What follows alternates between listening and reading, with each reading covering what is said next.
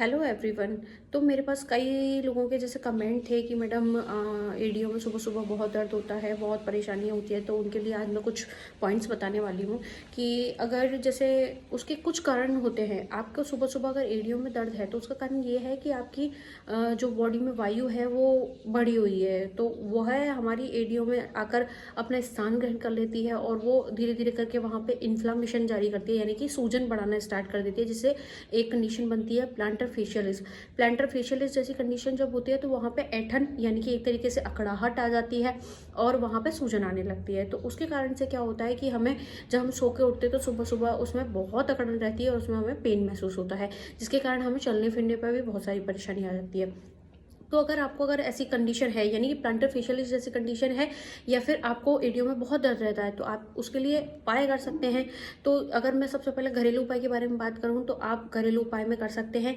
आप उस पर दिन में 3 से 4 बार आप उसको बर्फ़ से सिकाई कर सकते हैं। उसकी 3 से 4 बार 15 से 20 मिनट के लिए सिकाई कर सकते हैं। अरे हाँ, और मैं एक बात और क्लियर करना चाहूँगी कि हम 2 तरीके से इसकी सिकाई करते हैं। हम कुछ कंडीशंस में गर्म पानी का शेक करते हैं और कुछ कंडीशंस में हम बर्फ़ से सिकाई करते हैं।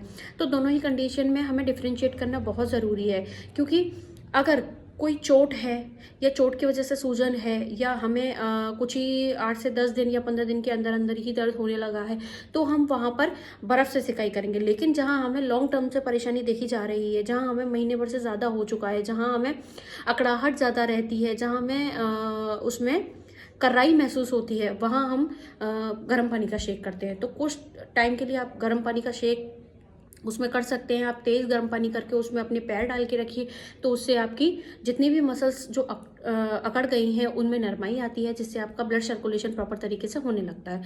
तो इससे हमारे बहुत आराम देखने को मिलता है।